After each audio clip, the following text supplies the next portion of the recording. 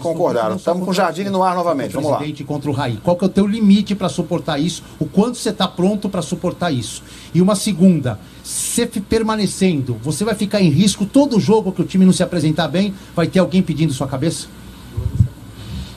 Edu, a tua pergunta acho que é oportuna, né? Mas eu realmente não sei dizer. A segunda vez que vocês perguntam em relação ao qual é o meu limite, eu não sei qual é. O que eu sei é que quem está no futebol, todos nós, jogadores, eu, presidente, o Raí, a gente está sujeito e tá aqui para suportar, né, uma pressão como é trabalhar no São Paulo. Não pense que na base não tem pressão, tem também, a gente se cobra muito, tem muita demissão de treinador na base, e o São Paulo é muito grande, né, como instituição, e a pressão e os anos que não conquista, a gente sabe de tudo isso, e todos nós aqui estamos trabalhando muito todos os dias e cooperando e acreditando que a gente vai conseguir ter um grande ano.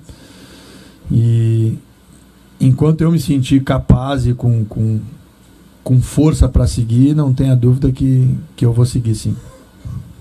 Jardine, quando você subia para o campo minutos antes do jogo começar, eu prestava atenção no seu caminhar ali, e você fez um gesto ali batendo no braço, e esse gesto ficou eternizado aqui no Morumbi. Eu queria que você falasse um pouquinho sobre isso, o que passou na tua cabeça naquele momento. E um outro detalhe, aqui no Brasil, no futebol, né, no modo geral, se convencionou a dizer que quando algo não dá certo, a culpa sempre é do técnico, é mais fácil culpar só um profissional e não o elenco inteiro, se trocar o grupo inteiro, essa coisa toda. Mas pelo que late nos jogadores que o São Paulo tem, se a gente somar o conjunto da obra dos dois confrontos, Nenê, Diego Souza, Pablo, essa coisa toda, não dava para fazer algo melhor? O São Paulo não fez muito pouco, os jogadores também não tinham que chamar um pouco mais essa responsabilidade, não é só colocar nas costas do Jardine, não é muito fácil, não? Eu sou muito consciente e sou muito autocrítico, né? Talvez o maior crítico seja eu mesmo. Talvez a maioria dos treinadores acredito que seja assim também.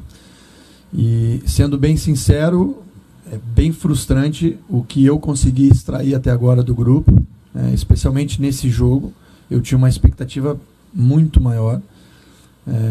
Eu acho que a atitude não faltou, a garra, a raça, a equipe se entregou no seu limite. Isso, não sei se de fora da arquibancada ficou claro, mas à beira do campo eu posso garantir, especialmente a nossa torcida, que os jogadores foram no seu limite, falando fisicamente e a nível de entrega.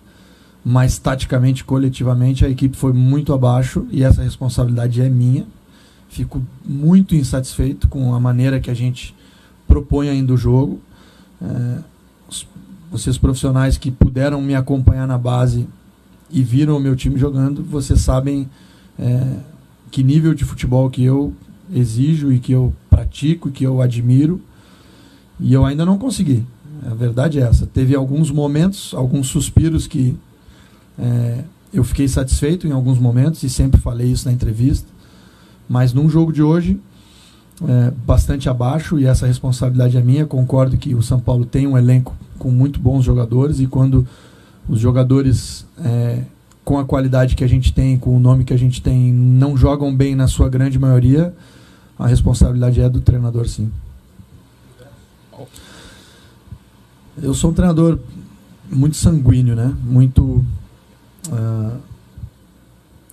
vim da arquibancada. Eu cresci na arquibancada, me identifico com o torcedor. Sou um cara que gosta de uma equipe que vibre no jogo, que sinta o jogo. Não faço muito o perfil do treinador que fica sentado, que não...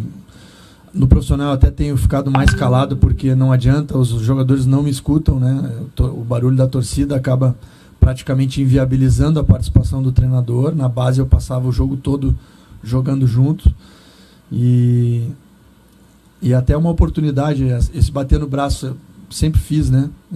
Mas também eu sei que é um ato que o Muricy fazia muito, e aproveito também para agradecer os comentários que ele fez durante a semana. Ele inclusive passou algumas mensagens importantes que eu prestei bastante atenção, né? E é um treinador que eu me identifico muito, tenho um carinho e um respeito muito grande. Foi o primeiro treinador que me recebeu aqui no São Paulo quando eu era do Sub-20, fez diversas colocações, exigia naquele momento que o Sub-20 do São Paulo fosse outro, porque ele não via alma, ele não via jogadores acomodados na categoria de base, isso há 4 anos atrás, né? E há 4 anos atrás eu prometi para ele que essa mudança ia acontecer dentro do São Paulo, e esse objetivo primeiro, né, que eu coloquei a mim mesmo dentro do clube há 4 anos atrás, hoje é uma realidade. Pelo menos na categoria de base, o São Paulo é sim uma super referência para todos aí, e o nosso grande projeto passa a ser colocar aqui conceitos de uma maneira de jogar, uma forma de atuar que também transforme o São Paulo no profissional numa referência. Jardini, você enquanto treinador, na sua análise, qual que tem sido a principal dificuldade? Porque todo mundo aponta, o São Paulo tem um elenco qualificado, tem um treinador promissor, enfim, só que, por exemplo, nessa temporada, nos últimos 6 jogos, o São Paulo marcou só 1 gol. Quer dizer, muito pouco para um time com a grandeza do São Paulo, e tem virado rotina ser eliminado por equipes medianas, argentinas, na Sul-Americana, pelo Colón, pelo Defensa e Justiça, agora na Libertadores pelo Tajeres. Enfim, você também, fazendo uma análise, está decepcionado como a torcida está do lado de fora revoltada? Bastante.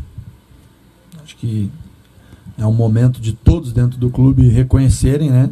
E a gente tem uma expectativa de jogar um futebol muito melhor. Essa é fato, né?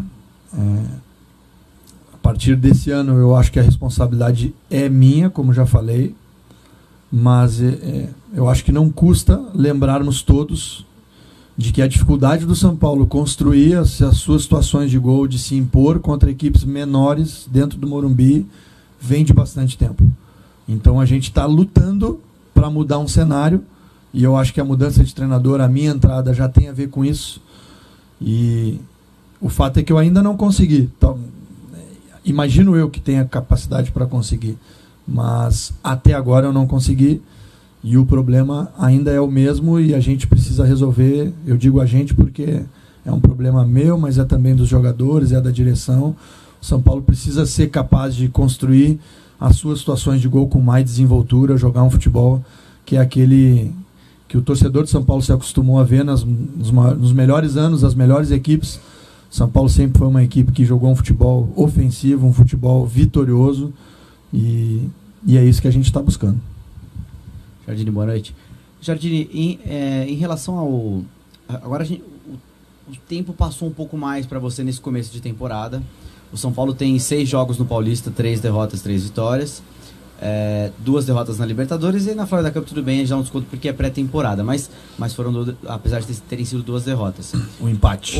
Hoje foi empate. Exatamente.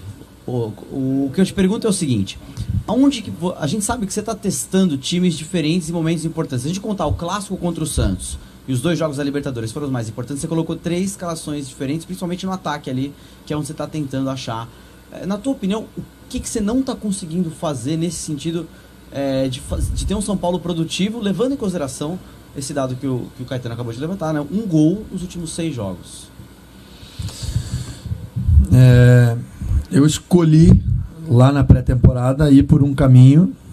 Tem várias situações que o treinador pode adotar, né? Ele pode procurar desde o início uma equipe ideal e insistir nela, repetir. O treinador pode rodar o elenco e testando todo mundo e variando e colocando time A, B, C, que aliás eu acho que a grande maioria dos treinadores no Brasil tem feito esse caminho. E eu escolhi um caminho de valorizar os principais jogadores do elenco. Então, em algum momento, rodar entre eles, trocar 2, 3 jogadores, também não desfigurar a equipe toda. Eu acho que somente no jogo do São Bento que a gente colocou realmente boa parte do grupo que não vinha jogando. No mais, as trocas sempre foram pontuais, tentando dar um padrão. respeitando a característica dos jogadores. Nem sempre, quando a gente faz algumas mudanças, a equipe tem a condição de jogar do mesmo jeito que tinha jogado antes, porque a característica é outra. Enfim, é um desafio bastante grande, mas eu realmente acho que sair colocando desde o primeiro jogo uma equipe tida como titular e ficar repetindo ela, em primeiro lugar, talvez os jogadores não aguentassem fisicamente a maratona. Segundo lugar, os jogadores importantes do elenco que não estivessem nesse time titular provavelmente desmotivariam muito rapidamente, e é importante a gente tê-los motivados dentro do processo. E, enfim, não acreditei ser essa a melhor estratégia, e hoje, depois de uma derrota importante, obviamente que se questiona tudo, mas acho que esse não foi o principal erro nosso, se é que tiveram. Se tivesse que fazer, provavelmente repetiria essa estratégia. O Giardini, só para a gente esclarecer, agora depois do jogo, especificamente o Leco e o Raí estiveram no vestiário, conversaram com você, se conversaram, o que se ouviu deles e pode ser compartilhado? Está todo mundo no vestiário, né? Acho que nós no São Paulo temos o hábito de estarmos juntos nas vitórias e nas derrotas, né? Obviamente que todos estão tristes, as palavras que a gente fala uns para os outros são... Entrevista coletiva do André Giardini, que a gente acompanhou aí, deu para entender bem, tá na cabeça dele, não senti muito confiante de que vai continuar o trabalho dele não, né, Pascoal? Ele não tem outra coisa a dizer, tá mantido por enquanto no cargo, claro que ele não vai pedir as contas aí, é muito raro isso acontecer.